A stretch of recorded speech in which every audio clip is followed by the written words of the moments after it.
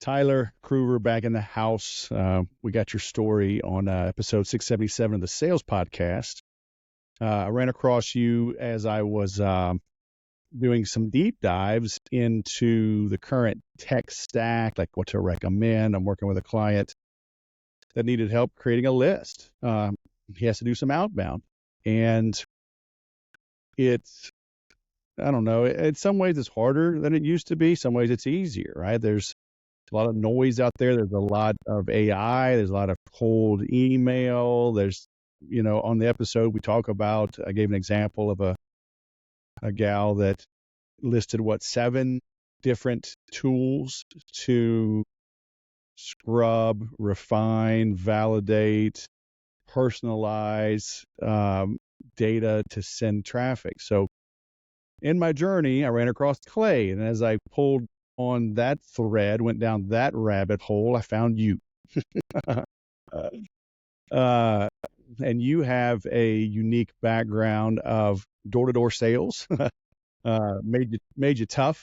I think that's why I like you, right? Coming from that B2C, grinding it out, and you, I don't know, fell into the SaaS world, jumped into the SaaS world, but embraced that, and now you're building out. Is it fair to say, is that your specialty, is working with Clay to help the SMBs? Yeah. Well, it's just SMB, but in general, yeah. Okay, with helping them, because you taught me yesterday on the Sales Podcast, like Clay is kind of the glue, right? It's kind of, is it a conductor? Is that safe to say? Is it like a smart Zapier? Sort of.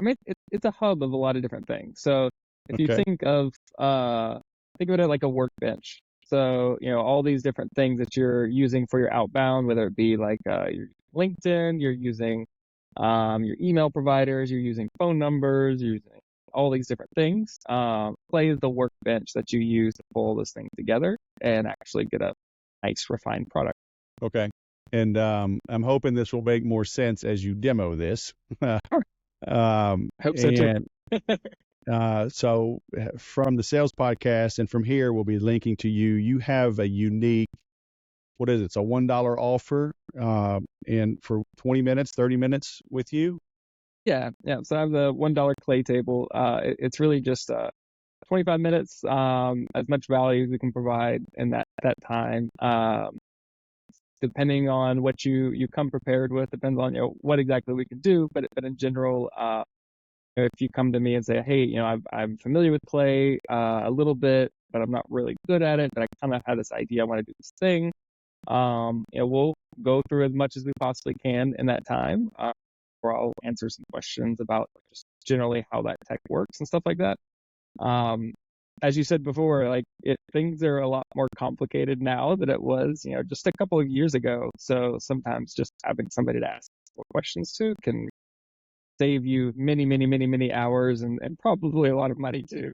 Right.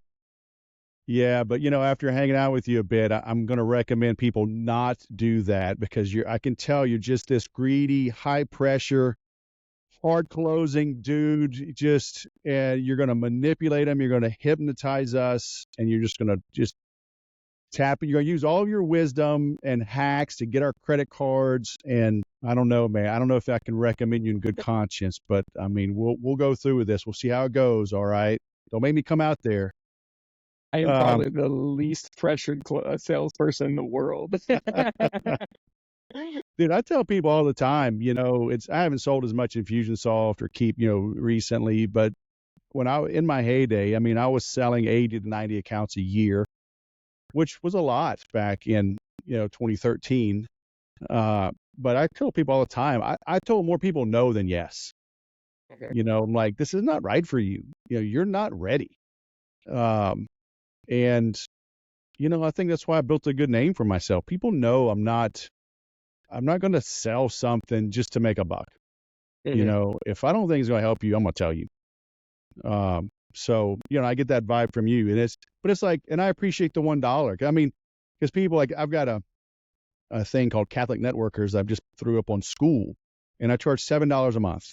And it's like, because we have 11,000 members on LinkedIn in our group, but people don't really engage. But if you pay $7, okay, you'll pay attention. I mean, it's silly, but it is common sense. It's maybe not common sense, but it's how we work, right? If we spend money on something, we'll pay more attention to it. We'll value it. So even $1, it's like, okay, at least they're paying something, and you don't have to feel bad about helping someone, right? And obviously, you can't live on that, but people will see your value. You can be honest with them. And I'm sure, a good number say, man, I need more of you. And so y'all work it out. So, I mean, that's smart. So it's a cool offer. But today, I mean, it's more about like showing us. I literally have never logged into Clay. I literally only heard of it. When did we connect? 3 weeks ago? I mean, not very long. So let's go, man. The geek in me is coming out. I want to see what the heck this is all about and how it works, and how we can work together even. Yeah, 100%. So just to kind of a shout out here. So I work with C17 Labs, and I'm using their Clay account today. So they actually have an enterprise Clay account. So we got our fresh credits for the quarter. So we're good and set to go here. And I'm linking to that. So that's C17.ai. That's correct. Okay. Yep. Cool. So that's a cool name. How'd y'all get that, man? Were y'all early to the game with the .ai? Because a three-digit website is pretty good. I'll be honest, I'm not sure the origins of the name. I was there before I showed up. So all right, fair enough. So, but yeah, it's a cool name. I like it. We call ourselves a growth lab, which I think is a really cool name. So. Clay, so just so people understand, you are buying, you subscribe and you get a certain number of credits, right? So folks that aren't familiar, that it creates an API, right? And that's where, it's a automatic programmable interface or automated, right? Something like that. I don't actually know what API stands for, to be quite honest, but I use them every single day. So it's a way for two systems, kind of like if you convert a Google or an Apple numbers spreadsheet or a Google or a Microsoft Excel, and you upload it to a Google Sheets, and it transforms it so it works. So it's basically a way for two different pieces of two different tools to work together, right? 100%. Yeah. So the API think of it as a language, specified language between two pieces of software. This is a kind of a unified way that they can communicate. So, like I said before, Clay is basically like a hub or a work table for doing lots of different things. And in general, this can be as simple or as complex as you want. And I do generally say Clay is deceptively simple in the very beginning because it looks like it's like a Google sheet, like it's a spreadsheet basically with a couple of bells and whistles. And that's great. And there's a lot of really good value that I think, especially sales like AEs and SDRs and stuff like that, they can do at the very least very basic things that are extremely time saving. But if you go the route of really like diving into it, you can get incredibly advanced with this to the point to where you're basically building out like customized sales apps right here in Clay, stuff that you normally would pay really expensive software for. You can do all of that right here in Clay as well. So, with that, a couple of things that I want to go over. Just starting with the basics is, finding an email, looking up different stuff in LinkedIn because you can actually do some LinkedIn lookups inside of Clay. And then ClayGent. ClayGent is really, really cool, especially for, I think, AEs and sales reps. What do you call it? ClayGent? ClayGent. It's a name by Clay. They kind of named it themselves. So it is a mix between, it uses like AI. An agent. Yeah, exactly. It's like a mix between an agent and AI. Like, it allows you to go out and basically do research onto the internet. And it's as broad as it sounds. So you can do a lot of stuff with AI, and that's great. But one of the limitations with AI, like if you go to like openai.com, is that it's not necessarily going to interact real well with real world. Like it has a database of information, but there's limitations on what OpenAI is allowed to actually go out and do. Claygen helps you around that because it's using like a web scraper or some technical stuff behind that to go out to the internet, get the information, and then it uses AI on top of that to do other things that you want it to do. Very, very, very powerful. And I'll show you a little bit later kind of what that would look like and Okay. some use cases that we can do with that. So, Okay. All right, before we get started, any questions? So let's lay the foundation. Let's take a typical scenario, like a prospect comes to you, and like, who do you help? What would the scenario be? Let's say, let's use me. Like I need more leads. I'm changing my business. I'm doing more consulting. I'd like to work with like private equity firms. I'd like to work with SMBs doing more of like a fractional CRO, fractional VP of sales. And so that's new for me, right? I have over all these years, my business has been inbound. I was early to the game. I was good at content creation. I was early to the Infusionsoft world. And so leads would find me. They'd opt in. I created free reports, the 7 deadly sins of selling and how to deliver a 5-star email campaign, all these different things. And then I would use Infusionsoft to drip on the people. And they're like, oh, okay, I'll buy Infusionsoft from Wes, do some sales training with them, blah, blah, blah. So now, I'm going a different route. So I've got like we were talking about earlier, I'm moving my website, I'm rebranding, going from the sales whisperer to the business fixer, right? So different emphasis, so broader help of folks. So in a way, I'm kind of starting cold. I've got a list, but it's a little bit older, and they didn't come to me for what I'm currently doing. So would this be typical, or and I know like somebody rebranding may not be typical, but maybe a company's just kind of struggling. Maybe like ads, maybe they have some ads, maybe the ads aren't working, maybe they're new to ads. They're hitting trade shows, pulling in, 100, 500 names from a trade show, but like now what do I do with them? So, I mean, those kind of common scenarios. Sort of. I mean, it's really all across the board. So, I mean, the common theme is that, anybody that I'm talking with, they have some sort of data organization and outreach issue, which is extremely broad. Like everything that you just described falls into that category. But take like the trade shows and conferences, like Play does really, really, really good for those kind of things. And I think those kind of I used to do that stuff when I was in sales, and it's extremely labor intensive, not really efficient. That's the kind of stuff like you could really, save an enormous amount of time doing that kind of thing. But in general, yeah, like, I mean, any of those circumstances are perfectly, I guess, normal in that sense. Every business is different. Everyone has different characteristics. So I think every person that comes in, sets up a time to chat, like everyone's going to be different in that regard, but all of them have the same. I need to organize this data. I need to do stuff with it. I need to figure out how to find out if they're a good fit, outreach to them, and then have conversations with them and be real with them. So that whole middle section there is exactly what, you can do a lot of that stuff with Play and other tools as well. Okay, cool. But let me just going off your use case, and we can use you as an example here. I'm going to take a couple steps back just so we can see here. So this is kind of your main table here. This is how everything starts off. So if we want to... Kind of scary how just blank it is. It can be intimidating. You're right. It can be. Plain white page can be a pretty scary thing. But yeah, so for you, we want to reach out to a new demographic, a new type of people. First thing that I would say is, the first thing I usually ask is like, do these people exist on LinkedIn? Yes or no?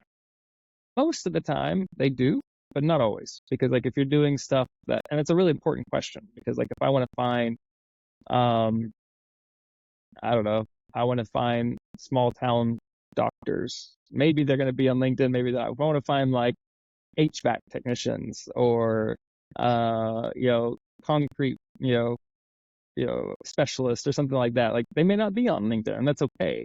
There's different places to look for that, but most of the time they will be on LinkedIn.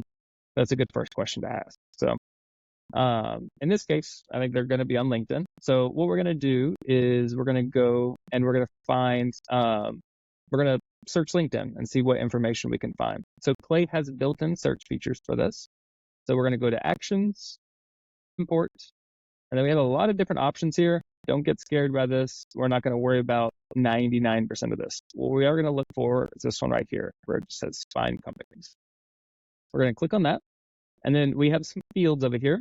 If you've ever done Sales Navigator or looked up in LinkedIn and stuff like that, same type fields, rearranged a little bit differently, but same thing. So all we're doing here is we're looking for specifically what type of companies that you want to look for. So we'll just start from the top here. We'll ask a couple of these. We don't have to go through all of them, but is there a specific like LinkedIn industry that you want to go after? You'd mentioned venture capital. Private equity. Private equity. Let's see if we don't have a venture. Oh, we do have. There you go. There you go. So we have that. Won't exclude for the moment. Do we have a specific size that we want to focus on for those? I think they'll be smaller, probably 2 to 10 and 11 to 50. So under 51. Yeah, there's not a lot of massive venture capitals out there. So I feel like that's most of them right there. Well, and if they are, I mean, they're going to be too long for me to navigate, right? So I'd rather deal with smaller ones that can make a decision quickly. Makes sense. And I'm assuming we'll probably focus on the U.S. here. That's fine. That's where you're at. And then so it runs a little faster, we'll limit it to 100 here. So we're going to run this search and we're going to see what we get here. This part takes a little bit of trial and error. You're basically searching all of LinkedIn to see what exists. So you're going to need to refine this a little bit and kind of go back and check some stuff and see kind of where you're at with a lot of it. That's perfectly fine. That's part of the process. But in general, we're going to go out, we're going to find these companies, we're going to import them into our table, and then we're going to do some refinements, maybe do a little bit of research with them. And then once we have that, pretty good, then we're going to go out and we're going to find those people, and then we can enrich those emails, find phone numbers. We can do a wide variety of things in that regard. But ultimately, that's kind of the general process. What if somebody says, why do I need this, right? I can use Apollo, I can use Instantly, that looks up people and gives me all their info. Sure. And you can. And to some degree, that works. But you are kind of captive by Apollo's data, which is not terrible, but it's not the best either, to be quite honest. So, and in addition to that, if you want to do more than that and say we want to go research their website, we want to go find some different things, I mean, you can't really do that in Apollo. You're stuck inside of what they have built, which, again, isn't the worst thing. But if you need to do anything outside of that, or you want to, say, add another data provider, you want to look up a phone number and they didn't have it, Apollo didn't have it, to go outside of that ecosystem and then start working on it is a lot more difficult. So I'm going to exit out of this and we're going to try this again because it's taking a few moments here. Yeah, that should go quicker, with a smaller search like that. Yeah, normally it doesn't need too much time. So, but yeah, I mean, there's definitely lots of different resources out there that you can use. It's just kind of what's the best fit.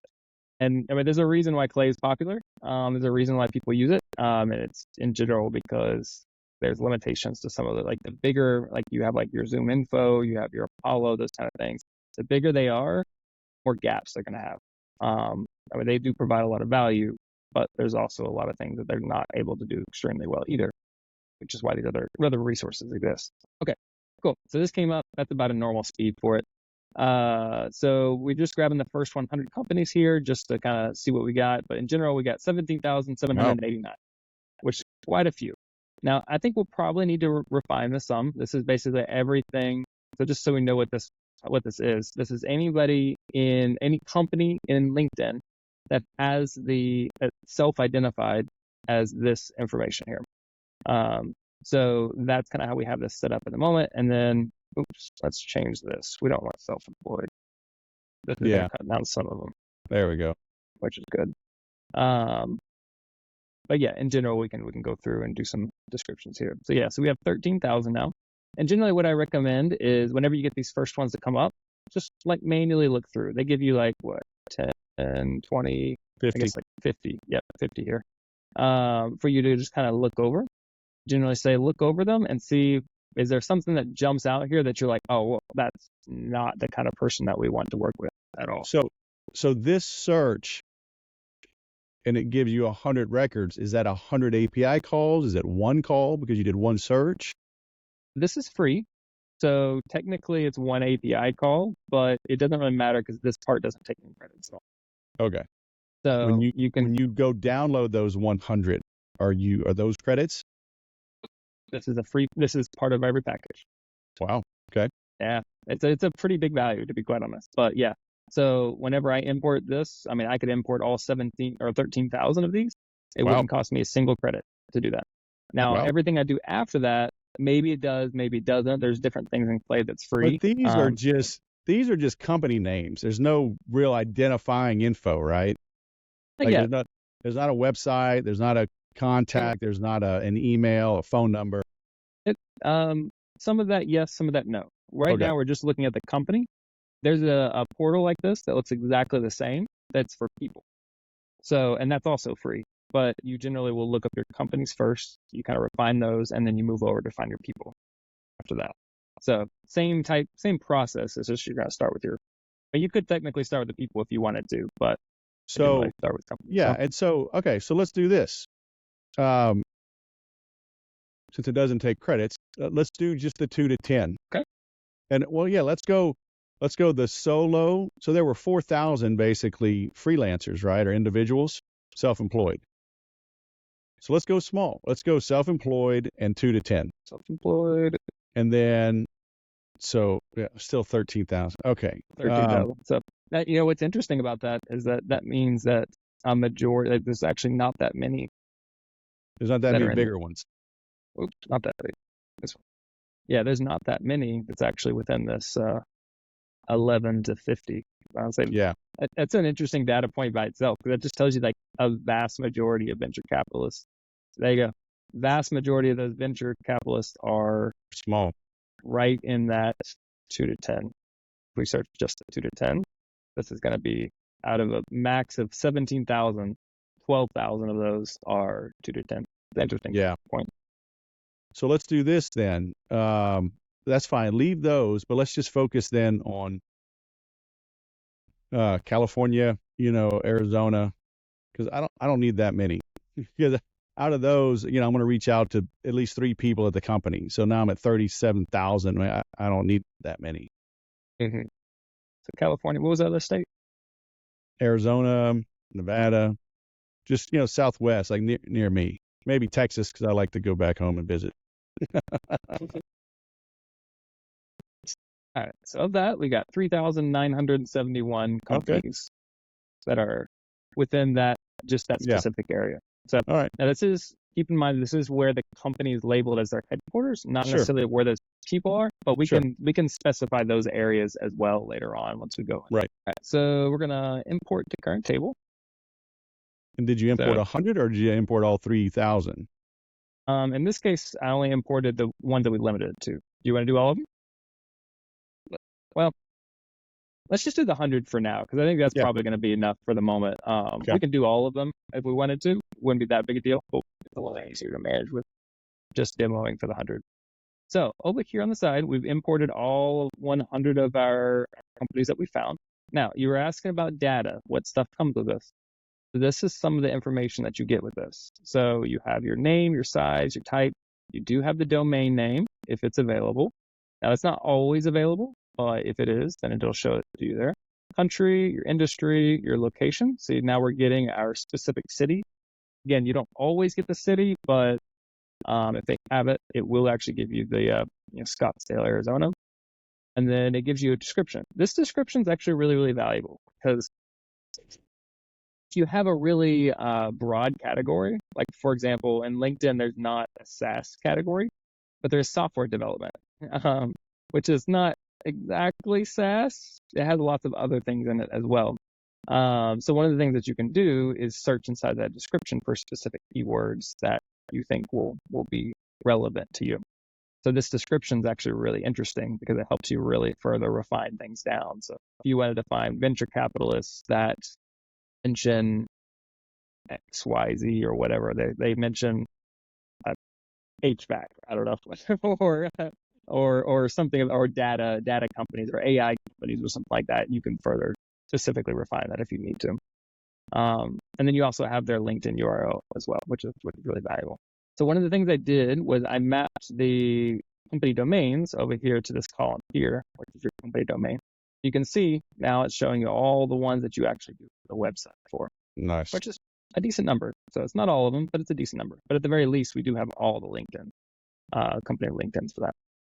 So for example, we can go over here. I'll show you the company LinkedIn URL, and we're gonna map it to the LinkedIn company profile. Voila. Now, just like that, as easy as that, now we've added it into our table. Now, I'm doing things a little bit out of order here, but I think this makes more sense. So one thing that we can do after this, and this does take credits or AI, but it's not very expensive, so we're fine. So I want to show you Claygen here. So this is what we were talking about before. So Claygen is your AI web researcher. You can choose, so basically it does like code scraping and stuff like that with AI on top of it together. And you don't have to worry about the technical background of that, but kind of what it's doing in the background. You can choose which model you want. I always recommend 4.0 Mini because it's super, super, super cheap. But that's a good way to go with that. But you have other options if you want to. So what we can do here is we can pass through the variable of the domain name and then say, I want you to do something on this website.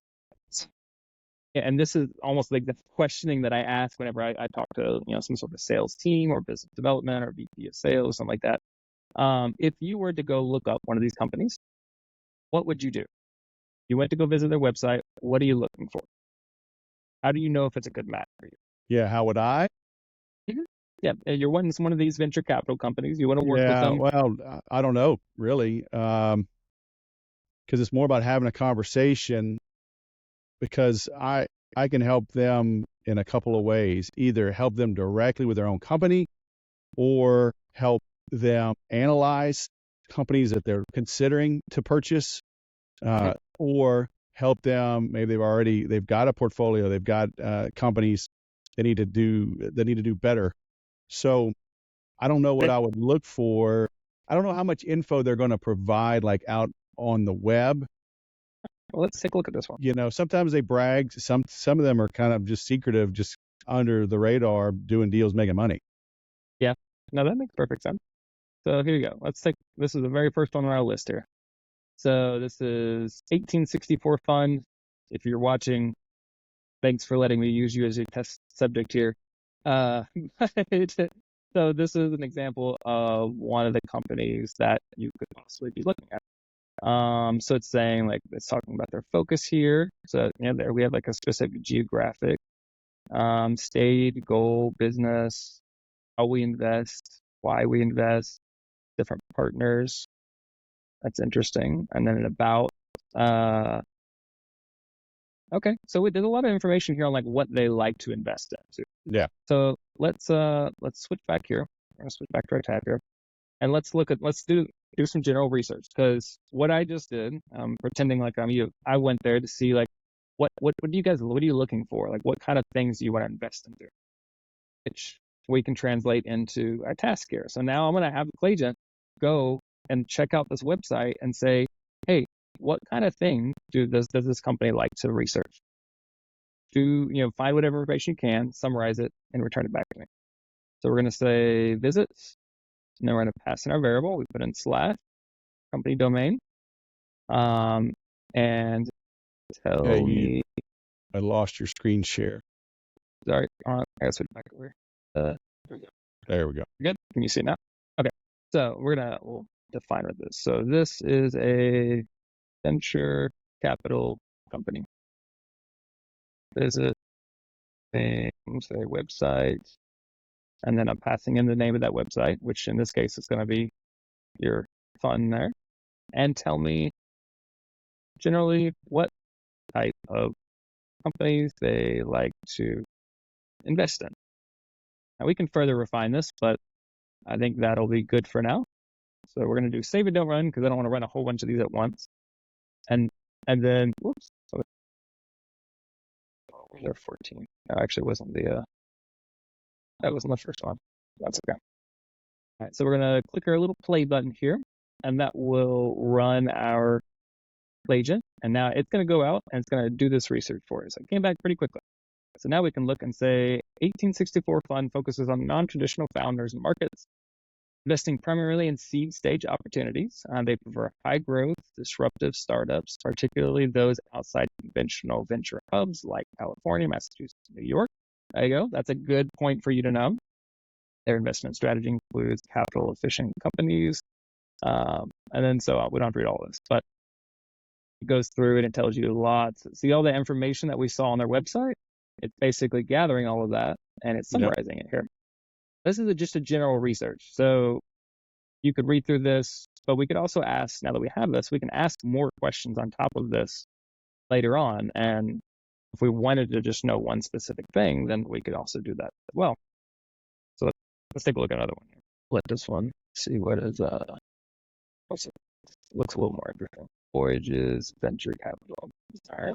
So Voyage VC invests in early stage companies that focus on helping local businesses through new technology and services. So this is a little bit different.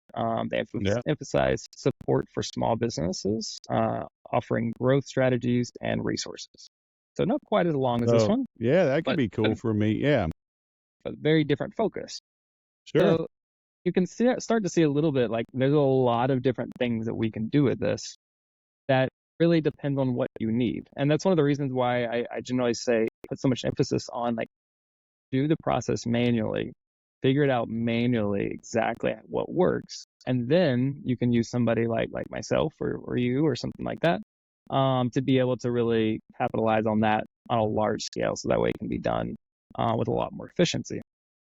But, being able to ask yourself the question of like, what do you want? Like if you were to describe what the perfect client is, describe that, and then we can build out how to find those and how to score them and stuff like that. So, watching you do this, it seems pretty straightforward, but I've worked with databases and CRMs and lookup tables and stuff for many years. How do people keep needing you, right? It's not an easy way to ask that, but it's like, if this is easy, like, do you work yourself right out of a job? Like you pull the data, give it to them, or do they find like more uses, and you just keep helping them automate the machine? Yes and no. It kind of depends. So on some scale, yeah. And I want to say I've had a lot of the $1 clay tables where like I've had the meeting for 30 minutes and that was it. And we stayed in touch and, I made a connection, but that's exactly what they needed. And that was it. And that's perfectly fine.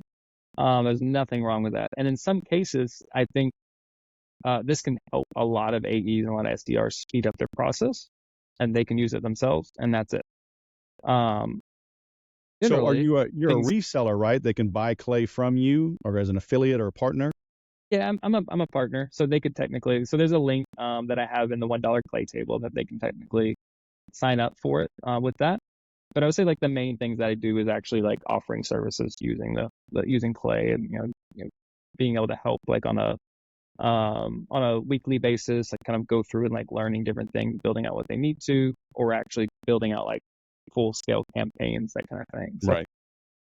Those are the kind of things I do most frequently. But yeah, no, like in some cases, you can learn a little bit of it and it does a lot for you, and that's all you need.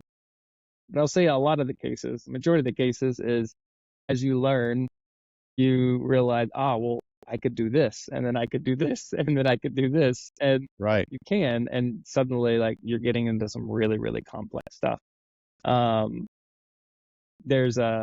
one of the things that you can do that's really cool is you can pull in website data. It's like if you ever heard like RB2B and things like that. Apollo has web traffic identification now as well, but it's ways that you can identify people that come on your website. It'll give you like actually their name and their LinkedIn, which is really, really valuable. A little creepy, kind of a lot creepy actually, but really, really valuable. You can pass all that information into Clay and then do everything with that. Like you can enrich it, you can check it on your CRM, you can do all. So things can get complicated really fast, but you can do some. So what is Clay doing that, or another tool, and then you feed it to Clay? And it would be another tool, and then you feed it to Clay in that circumstance. So because so I'm just thinking here, right? I want to trying to play devil's advocate and keep the tire kickers away from you and get the others coming to you. Because just getting this data is one thing. You can give Clay instructions, because like yesterday on the sales podcast, I rattled off that woman's message, how she's combining like 7 tools. Because right now, even if we did some deep dive, refine this search, at the end of the day, I'm left with a few thousand contacts, and I still got to do something with them. Okay. Right. You can keep programming Clay to say, okay, now I have this. Now do what? Let's say I have HubSpot, or I have ActiveCampaign, Infusionsoft. Can this push the data to Infusionsoft and then send an email for me, or push it to Apollo and let Apollo send the cold email for me? 100%. So like I said, Clay is kind of like the work table for you. So on the very basic level, say you just want to find a really, really good list. You're going to do some cold calling, and you want to have some notes beforehand. Well, you can export your everything that you build out here. So this exact list, I can find all my research, get it nice and refined, get some yes and no columns and stuff like that, export it, and then I can use it for my own manual cold calling or just a list, like a very basic thing. But in addition to that, you have all of these integrations. There's a ton of them on here. And you're asking about HubSpot. So we have a built-in HubSpot integration that will be able to create companies, look up companies. They can create and update your contacts. You also have your Salesforce integration. You can do the exact same thing with that. You can push to Smart Lead. So if you want to send this via an email, you can push all this stuff out to email. If you want to send it to Apollo, you can send all this stuff out to Apollo as well. So there's a lot of different options that you can do with this. Clay does not, they're really, really good. And this is actually one of the things I personally love the most about Clay, is that they let you build whatever you want and do whatever you want with that. So they're not trapping you into, hey, we built this specific process for doing sales tools, and now you need to follow it. And if you don't, like, it just doesn't work. Like, no, Clay is saying it takes a little more work. We're not giving you all the answers, but build your own sales tool that works perfect for you. Don't worry about SalesLoft. Don't worry about outreach. Don't worry about all these, tools that say, all right, we're gonna form it exactly like way we think is probably the best for you, and maybe it is, maybe it isn't. In Clay, you can actually kind of write your own story, choose your own adventure there, and be able to write out what works best. Yeah, interesting. So, but Clay will not do any kind of outbound. I can't email from this. So I need Apollo or HubSpot or something. Yeah, you would want something to kind of do that end results. Whatever that may be. You could find some other tools that will kind of handle that portion of it. Clay is really the thing that's going to help you prepare everything that you need to be able to do however you're going to be going to market, whether that be door knocking or cold calling or LinkedIn ads or Google ads, or you're just doing conference lookups or emails or whatever it may be. Clay is going to help you kind of organize the world, organize all your contacts to be most efficient at that time. That's what I think is generally the biggest superpower for Clay. So, all right. So in my case, right, I don't have any of these cold things set up, and I'm not going to do cold email from my Keep or HubSpot accounts. So, like, what have you done? What would you recommend for folks? Because I'm happy to do the outreach myself. I can make 20 to 40 outbound calls a day. I can fire off. I've got templates inside of HubSpot, so if I've got the list, I can import them, and then through my own Google workspace, I can send a one-off. It looks like a one-off email. I mean, it's a template. I could tweak a little bit and make this a little more custom and personal because again, I don't need 10,000 a day or a week or a month. Sure. If I'm doing 20 to 50 a day, that's plenty. I'll get the business that I need. So what are some tools, like what would work? What could kind of beef up my efforts, streamline them, without getting too spammy? I don't want to be one of those internet bros. Yeah. No, that's perfectly fine. I mean, so how would you, what would be what's your preferred way of reaching out? So if you're gonna, I mean, you don't have connections with all these people, obviously. It'd be No. great if you did. But Right. if you wanted to reach out to like, this Battle-Born venture and you don't know anything about them, they're in Las Vegas, what's your preferred way to reach out to them? Well, that's a loaded question. I mean, part of me is tempted to be an internet bro. It's like, oh my gosh, I could send 10,000 emails, with this No, we're thing. talking about one here. We're talking about one company. No, I understand, but like, you say preferred. Like, I'm seeing the power of this, right? It's tempting to say, oh, well, hell, I mean, I can do the math here and say, golly, I can get a few thousand contacts, hit up some of these systems, spool them up, start sending. Something's going to land. But then I think I'm poisoning the well on everybody else that doesn't respond. But yeah, I can call these people. Like I've got my own pipelines and drip systems in place that I can load them. It'll give me a task, say make call number 1, send email number 1. I can fire those off because I have to be a product of the product. Right now, I am recommending that people do more phone calls, do more live meetings, do more in-person events if they can, because I think that is going to make them stand out. And so I have to be a product of the product. I've got to call them. I have to send a personal email. Let's look at it this way. So I showed you, like, we have pulled up locations for all these. Say if you're going to a conference in Las Vegas, and you wanted to find, okay, what are all the venture capitals in the area? Because I want to reach out to them. Yeah, I'm going to be, as you described, an internet bro. I don't really think it's an internet bro, but if that's how you feel. Say you're going out to Vegas anyway, and you want to reach out to them and say, hey, I'm going to be in Vegas in a couple of weeks. I'm really wanting to meet with some venture capitalist companies. Would it be okay if I took you out to lunch and talk to you a little bit about some of the ideas that I had, or something of that sort? You have these locations. I have a list of all the companies that I know are in that area. Now we want to double check and make sure that the contacts are in that area as well. Because just because headquarters there doesn't necessarily mean workers there. But if these are pretty small companies and these are like 2 to 10, there's a decent chance that the person you want to talk to is probably pretty close to the main office in this case.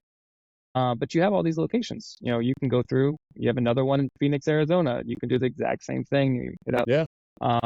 And well, that's old school, man. I mean, dude, that's literally how I grew up selling, right? Selling tech from Texas up to the Midwest. I had 3 states at first, and by the time we were done, I had like 11 states up to Wisconsin, over to Ohio. Then the company that moved me out here, I had all 18 Western states. So I'd call, book an appointment, and say, hey, I'm coming out. You want to meet, early or late, because I got a lunch meeting. So that's old school, man. That's how I cut my teeth. Hey, I mean, if that's what works, that works. I mean, I get it. I door knocked, so that's pretty old school itself. Yeah. All right. So moving on to this next section. So we found our companies, and now we want to go through and find our people. Now, we're not going to be able to find a contact, unfortunately, for every single one of these companies. Some of them, we just won't have data for. Maybe they're not on LinkedIn or something like that. But we're going to go through. We're going to see how many of these people we can actually find on LinkedIn. So to start, I'm probably just going to run all of them. We're just going to see where we're at. We're still kind of limiting it at 100 here. But we found 114, which is not bad, actually. So these are 2 to 10 people companies at max. So finding 1, maybe 2 people per company is not too bad, actually. So, but we want to narrow this down some. So I see some partners here. I see a president. I'm not as familiar with what are good titles for venture capitalists, but that's fine. Any of them really. For a company that small, it's like any contact is fine because I can work my way in and get the right person. Yeah. See, one of these has several people on this. So we're going to limit it to 3 just in case. I don't think it's a lot of them here. Oh, so I guess a lot of them actually did have a lot. So we did find 37 people here. Still not too bad here. So now we're going to import this to a new, well, I guess beforehand. We want to limit this. So it's already a pretty close, pretty tight-knit list, actually. So let's go ahead and just over the front of this. We're going to import to new table. And then in this case, we're just going to keep the basics. Now we load these up into our new table. So now we have 2 different tables. We have one, we're keeping it nice and organized here. We have one table that focuses just on the companies, and then we have another table that focuses on the people. And the reason for that is you're going to have 1 row per company, but you may have multiple rows of people that are in that company. We have 3 people, but you have to organize that a little bit better. So that's the reason we have 2 tables. So one of the things that I want to pull over here is our location. So that you remember this was our information from our first table. Looks like it may already be here. But now we can see this is the company. Remember, this is the company location. Let's label that. We're going to say company location. And then let's see, do we get the location from? Yeah, so you have the location name. Good. We're going to say, just so we can keep these organized. All right, so now we can take a look at this and we can actually compare some of this. Grab this and move them closer together so it's a little bit easier. So now we can see, all right, how many of these are actually pretty close? So we got Scottsdale, Arizona. Great. I don't know if these are actually close together, but they're both California. Yeah. I'm not familiar with California too much, unfortunately. So, but this gives you a pretty good idea of where the company headquarters is, and then it gives you an idea of where that person is as well. So this is just, pretty basic information. But just like before, I'll show you here. This is just some of the information we get from pulling contacts. We get their name, we get their LinkedIn profile. I have their domain name, the first name, last name, I have location name. This one's just generically US, but sometimes we do have more specific, like state and city. I have their title, and then the most recent. Now, you do have to be careful about the company because some people put like things that's not their main job is their experience, and sometimes it messes that up. But it does give you the experience there as well, so you have something to go off of at least. So from this point on, let's say you want to give them a phone call, or we'll start basic. We'll start with the email actually. So we're going to say work email, and Clay actually has a lot of different waterfall like presets that kind of make things happen faster, and that's what this one does. I'll show this to you here in just a second, but before we get into that, this is going to show you some of the different places that you can go and find these work emails. So you can see, like, I'm sure you're familiar with Hunter. Hunter's an old one there. But nope. You can. What is that? Hunter? Hunter's been around for a long time. Oh. Or at least I heard about Hunter long before I got into the SaaS world. So, so it's a data provider. So they have emails like business emails that you can get. You have like Prospero, you have Detagma, you have Lead Magic. Lead Magic is really, really good. Drop Contact, lots of different places that you can find these. And this is really, really valuable because Hunter may not have the email that you're looking for, but Detagma may. So you could look in this database and see like, all right, well, I don't have it. You move on to the next one and they say, oh, I do actually have it. And that's what this waterfall. How does someone decide, like, do you advise on that? Do you consult on that? Or is that the benefit of working with you? Like, do you have subscriptions to all of these? So like I can pay you once and get the data and. Yeah, I mean, that's definitely something that you could do. You can get your own subscriptions for these as well. So it's not like locked in with me, but I do have subscriptions to most all of these, yes. But yeah, some of these I think are better than others. Some of them, do really well. I have my preferences. I like using Lead Magic and Prospero. Those are ICPs is pretty good as well. Those are kind of a few that I prefer kind of right off the beginning. But all these are pretty good. It just kind of depends on what's your preference for that. You can also pull up Apollo with this as well. Apollo's a little they're not to get too technical with this, but Apollo doesn't allow you to look up do a lot of individual calls back and forth via their API. So you can use Apollo, but they don't like you to use a lot of stuff else because they want you to use it inside their ecosystem. So Okay. they're a little strange with that, but cool. So let's go ahead and click on this waterfall here, and this is multiple ones together. So I told you kind of the idea being we can check one of these and that's fine, but we want to get as best coverage as possible. But we also don't want to spend any more time doing this. Like we want to do this very quickly. So you can go through and you can choose all the different providers. Here's your Apollo that I was mentioning about.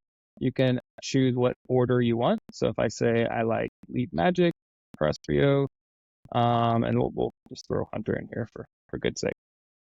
And the rest of these, I'm just going to get rid of. No, I don't really want to worry with the rest of them. Then we could do it. And what this is going to do, and I'll show you in the table version here in just a second, but what this is going to do is it's going to check Lead Magic, and then it's going to check Prospero, and then it's going to check Hunter. And with each of these, you see this little like key or little money thing here. This is, I have APIs for both of these. This is going to tell you if you're using like your own personal API or if you're using Play's API, which costs equal credits. And it's going to automatically grab the information that it needs for that. And then it's also going to validate that information as well. So one thing that's important with email, to get too in the weeds here with you, but just because a data provider gives you an email, Apollo has a problem with this, unfortunately. Just because Apollo or some other data provider gives you an email doesn't mean that email is still valid. People move jobs, people change their emails, that kind of stuff.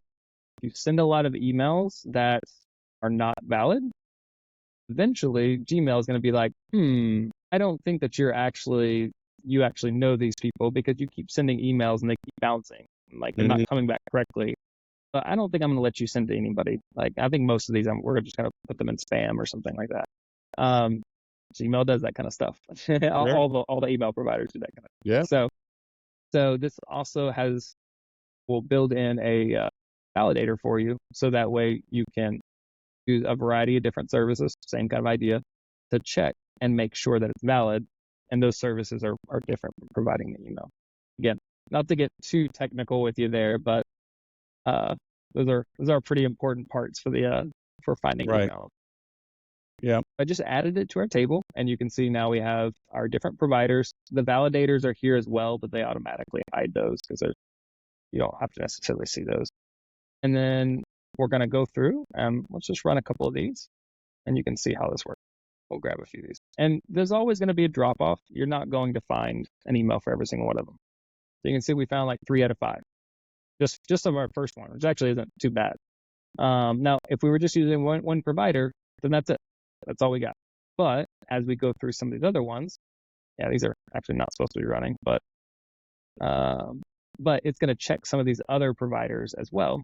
In this case, we didn't find any other ones, but say if Prospero had it, then it would show up here. We'd have more emails. We'd be able to do more outbound there. If it found it with one, does it stop, or is it good to like find it twice? Does that help validate it, or just use your validation to validate it?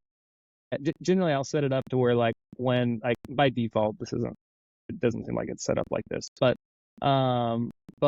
whenever it finds it on one provider, it will then stop and it won't continue forward all the way through. So you don't have to like spend the credits more than once. Once it finds it once, the rest of the columns will say run condition not met, and then it'll stop from there. All right. Any questions on that? So like I like all this. That's fine. Like, what do you see? How many credits does it take to do this well, right? To get a good database. You gotta say you go find 100 names or 1,000 names. You gotta look it up. You gotta validate it. Blah blah blah blah. Well, keep in mind, to this point, I have literally the only time I've used credits were these 2 right here. So to find all of our contacts, to find all of our companies, that didn't use any credits. To do our AI agent search, it didn't cost any credits because I use an API for OpenAI, which is a whole lot cheaper. And then I have my own API for these 2 because I like them, so I use them pretty often. I don't use Hunter very often, so I don't have an API with them because it doesn't make sense. So I'm actually using credits for that. These are 2 credits apiece. So what does that mean when you have your own API? I mean, So are your own you API means that you went to, like, for example, Lead Magic here. You went to their website and said, hey, I would like to get 1,000 validated emails from you. It costs X amount. You pay for I got you, those, and then Yeah, this would have used up 3 of my credits with them. I Now, got you. it's a lot less than Clay. In general, all of these providers are going to be less than Clay. They kind of have a little bit of a convenience factor built in. They have their markup slightly with that. It's not a lot, actually. To be honest, they don't make a lot of money on the data, I don't think. But Yeah, it is always cheaper if you that's find fine. one. Yeah, I mean, you're paying for simplicity and streamlining it. Yep. Yeah. Okay. So that's what that means. And in general, I recommend, like, anything that you look at and you're like, oh, I'm going to use this pretty frequently. Like, I'm going to use AI or the agent kind of stuff. Anything that you're going to use pretty frequently, go get your own API for it. Because a lot of those may be like pay as you go. So, like, for example, like Lead Magic here, they don't, I mean, I think they have subscriptions if you want to, but in general, it's kind of like you put $50 on a card and then you keep using it, and it doesn't expire. It's on there forever, which is really, really convenient. Same thing with like OpenAI, that kind of stuff. I think Prospero is a subscription, so that one's a little bit different, but in general, it's a lot more affordable. Like, you're never gonna really have waste. You're only using exactly what you need. Yeah. Cool. All right. So the next thing we want to look at, so say if we want to find some mobile numbers. So same type idea. So we have lots of different places that we can use to find our mobile numbers, but we can also do one of the waterfalls, which is exactly what we just did. So same idea here. We have a list of different providers that we can go through. Apollo's one here. Apollo's phone numbers actually aren't too terribly bad, so that actually wouldn't be a bad thing to do there. But you also have your Lead Magic again here. You have Rocket Reach, Nimbler. Nimbler's it's not bad, but it's really affordable. So it's usually the one I tack on the very end just to see, like, all right, it doesn't cost me that much more. But you can also see some of these are different prices. So if you get data that's really good, like very high quality, kind of the best in the market, it might cost you 10 credits. Whereas something like Nimbler, it's possibly a little bit more affordable. Now, again, you can also go through and you can do your API with these, so it's not that big of a deal. But you can see, like, when it comes to credits, everything isn't created equal. Each ones may have their different prices depending on how good their data is and how refined it is, or that kind of thing. Just to keep it simple, I'm gonna knock off a couple of these here, and let's go. And then this one will switch to a Clay reference just to become a little bit cheaper. And then it's gonna pull in your information here. So you're gonna pull in your LinkedIn profile. If you want to do a validation, then you can pull in that as well. Same idea as emails. Validating phone numbers is a little bit different. I'm not as familiar with this, but it is a nice little feature to have. Save and don't run. And as you can see, we populated our table with these nice little presets here as well. Go through and run a couple of these, and then it's gonna tell you. See how it's kind of moving across the table here? It's gonna directly tell you we're not finding very many from this group. Well, there we go. We found a few. Perfect. And then it spit out them at the very end to keep them all nice and clean for you. So there you go. So that's a very, very basic flow, but in I don't know how long, 30 minutes, less than 30 minutes, something like that. We went through and we searched all of LinkedIn. We found a bunch of companies. We did some research on those companies to see what are they interested in, what do they like. By the way, we can pull that information through. So if we want to find, we can pull that through.